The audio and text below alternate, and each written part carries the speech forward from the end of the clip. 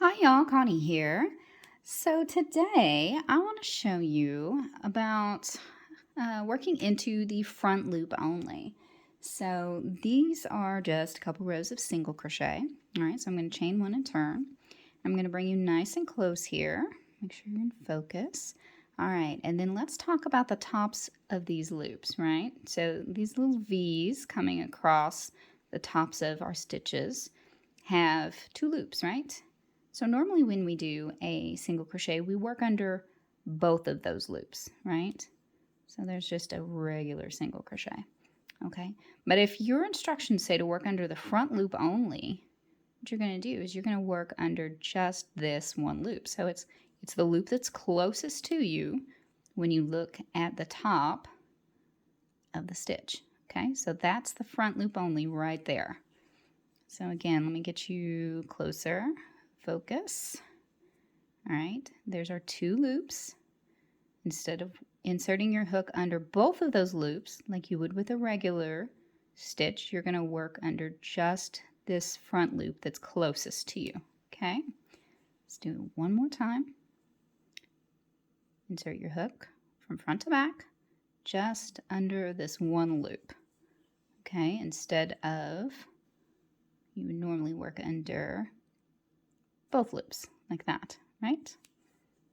Okay, so let's turn it around and do that again. See, it looks the same on this side, right? But what happens when we flip it around, now we see that back loop right here that we did not work under, right? So again, I'll do under two loops in this first stitch, and I'm going to work under just the front loop. Okay, just that one loop. Whoops.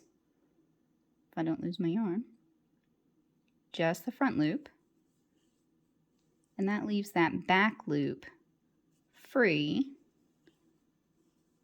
on the back side. So you don't see it from this side, right? It just looks like a regular single crochet worked under both loops. But on the back side, and I'm doing the last one under the top two loops, on this back side, then you see that line. Those are those back loops that didn't get worked into, right?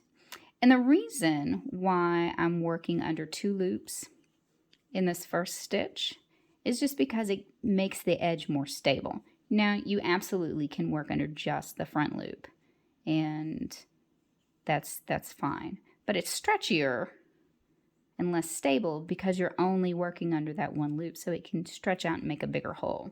But just like I normally say, look at your pattern and follow the instructions that you have on your pattern, because the designer may have a reason for doing it one way versus the other. So always check and see what they recommend.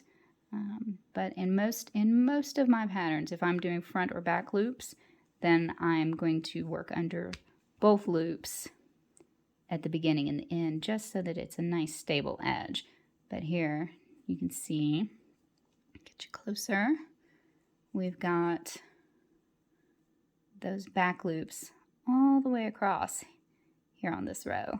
But we've got a bigger hole here on the edge too.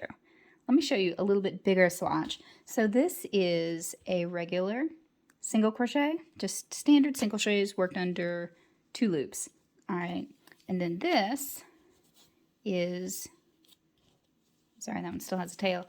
This is rows of single crochet all worked into the front loop only. And so you see it's taller. It's the same number of rows, 2, 4, 6, 8, 10, 12, 14, 16.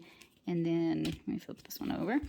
2, 4, 6, 8, 10, 12, 14, 16. Same number of rows, but it stretches these stitches out taller because you're only working under one loop. So this is going to be a looser, well, not looser, because it's still a solid fabric, but it's not quite as dense as a solid single crochet fabric is.